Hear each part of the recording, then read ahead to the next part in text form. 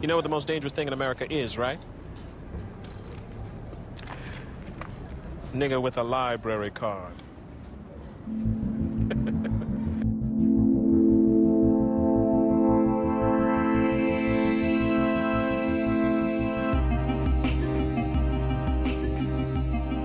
This is the Most Dangerous Thing in America podcast, a show in which we read books by black authors. And they're talked about by a black author, and you can listen if you are black or not black. That is okay. This week on the podcast, talking about Chris Herring's Blood in the Garden, the flagrant history of the 1990s New York Knicks.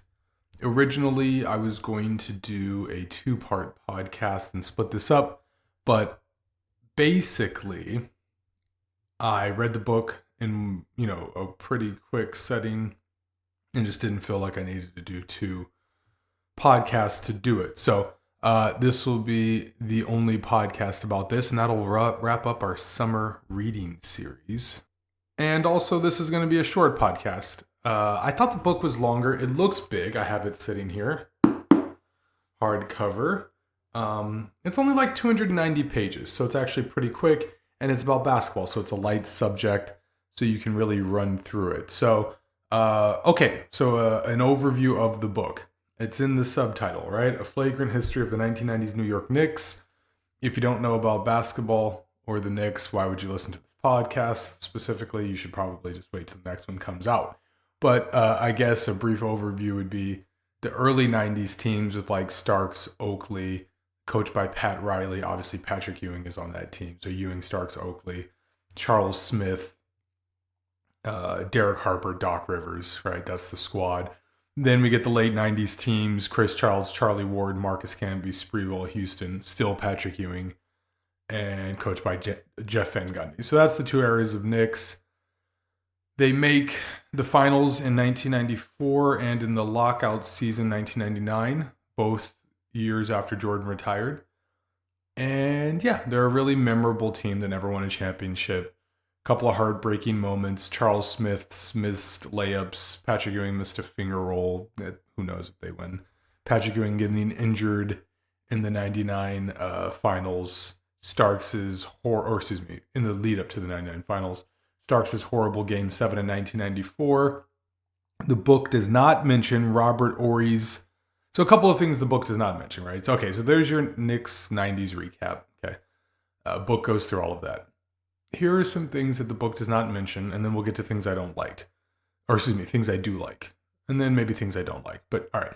Things that the book does not mention. Number one, Robert Horry had a great dunk in Game 7. It's an amazing dunk.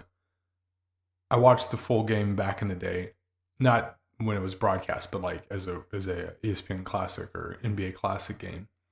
Believe he steals the pass off an inbounds and then just immediately dunks it and then yells in the inbounder's face. Great dunk. Doesn't mention that. Also goes into the life of Anthony Mason quite a bit, but doesn't talk about I Got a Story to Tell, which is the Biggie song in which he raps about sleeping with some player off the Knicks' wife. And for years, nobody knew who it was. And then it was revealed that it was Anthony Mason. And Chris Herring doesn't talk about it either. I'm sure he uncovered that, but maybe just didn't want to talk about it. So there's that. Those are the two biggest omissions. The great Robert Horry dunk in Game 7 and the non-confirmation of one of the great storytelling hip-hop songs of Biggie's career and of the 1990s. So that's what's missing. But what did I like about it? So I thought, number one, the dive into certain players was great. So you get, kind of all of the Knicks somewhat. It doesn't go full into like Derek Harper or Doc Rivers, but you get the ones who are the most famous that everybody really remembers. So Oakley, Anthony Mason, who I didn't mention at the very beginning, but Anthony Mason, Starks, and Ewing. So everybody's going to know about Ewing because he's a Hall of Famer. And Oakley has, in the last couple of years, become infamous because of James Dolan. But he was also famous for being, Jordan's friend and stuff like that. And also for, being in feuds with Charles Barkley. So you get the backstory on him. But really, the two that are most interesting are Mason and Starks because They're less famous. Starks is like Nick's famous and everybody knows him, but his story is crazy. Played 1 year of high school ball and then he was like working at a grocery store or whatever and just playing part time and somehow managed to get to the NBA. Truly the kind of story that would never happen now. There's no way. There's stories of guys being like under, recruited and then going like overseas or something. But the skill level's so high now, I can't imagine. Not that the skill level wasn't high back then. I'm not doing Anthony Edwards. But, so not the skill level at the top, but just the skill level even at like the high school level is so high now that if you're not constantly working on your game, you're just going to get weeded out really early. And I mean, he must have been working on his game, but still, he seemed relatively casual about his hoops career, and also didn't like play that much organized ball. And then all of a sudden, found himself in a D1 situation, and then in the league. So a completely crazy story. I didn't know it was like that. It makes sense why people like him so much because that's always an endearing story to hear.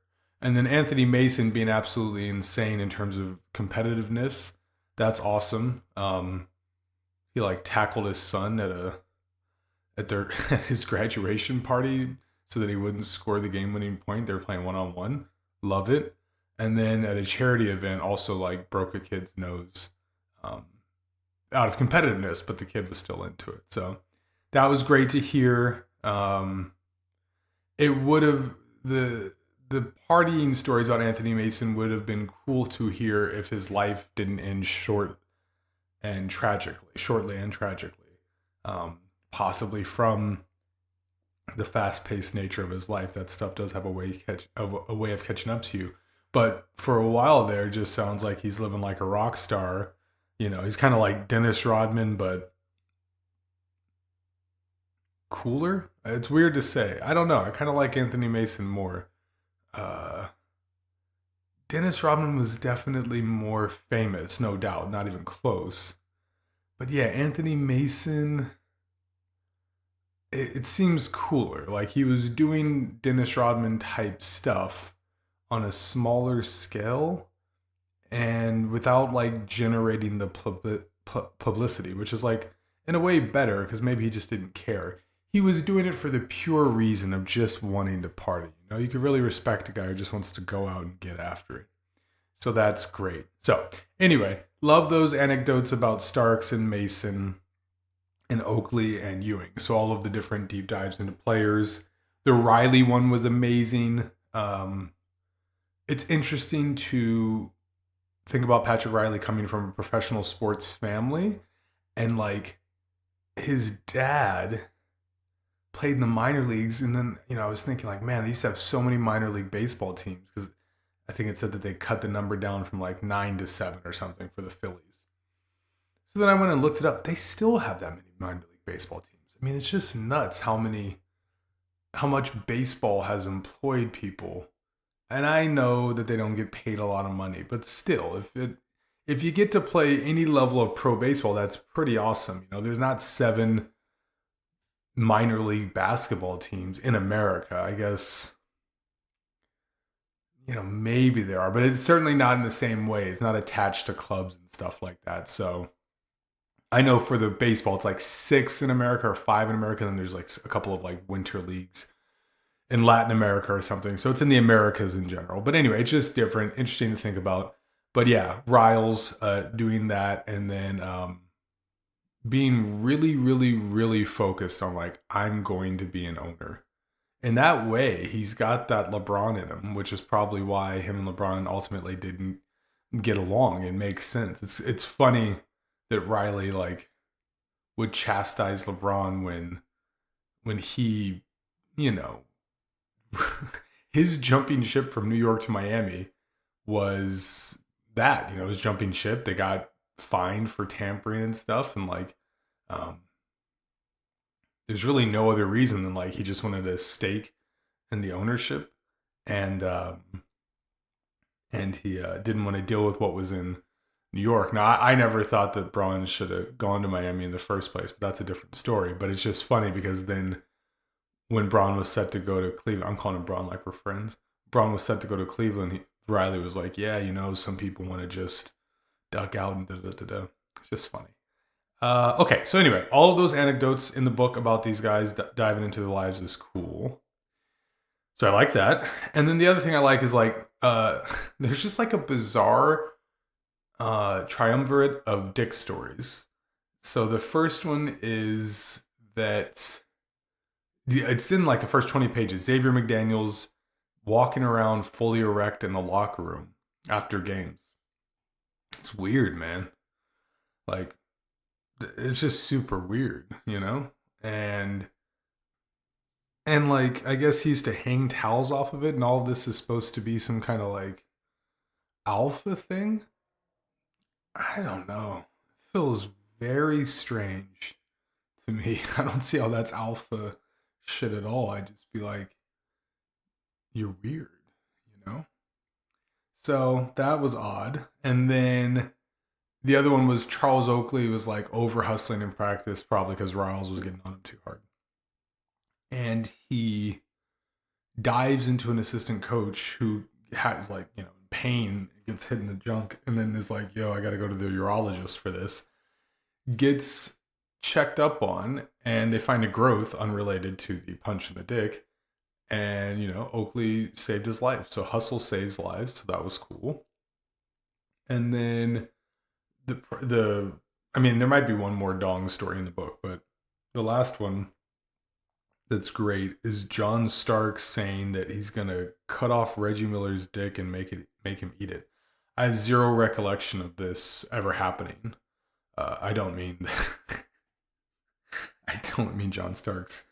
I don't think it's called castrating when you remove a penis, but whatever, gelding, whatever it's called. I don't have any recollection of that. I also don't remember him saying this. I mean, I would have been kind of young.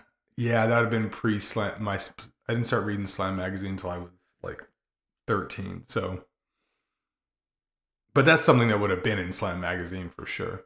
Anyway, absolutely amazing. So I like those three weird stories. I guess the middle one's not weird. The first two, or the first one, and the last one are weird.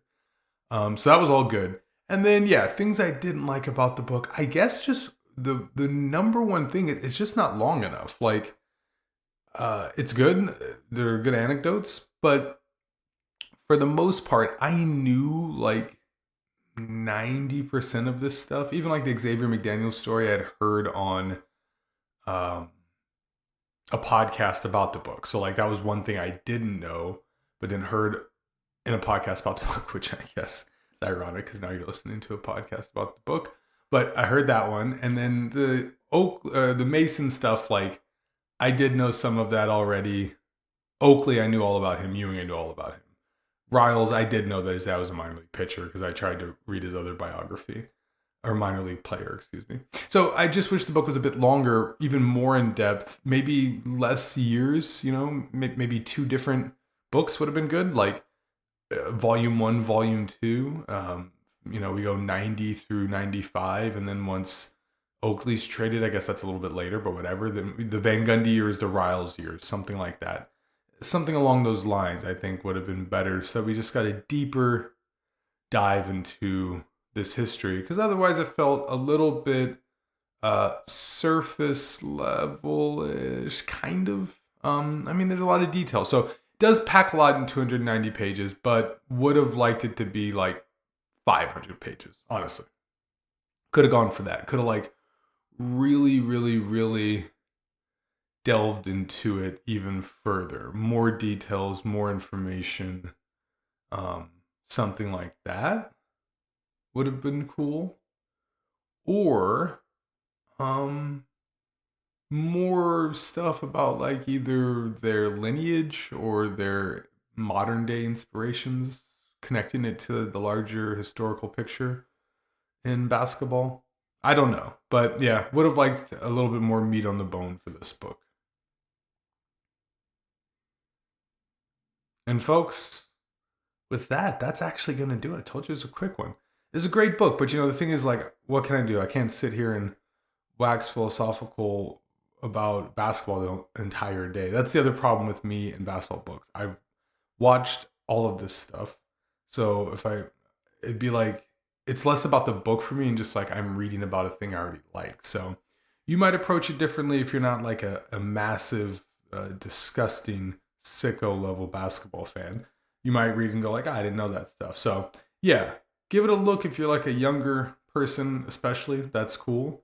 If you're older and you live through the era, but you don't like follow basketball that intently, also a good read. But yeah, for the diehards, I think um, could have been a little bit more in there, but still not bad. Not bad by any stretch.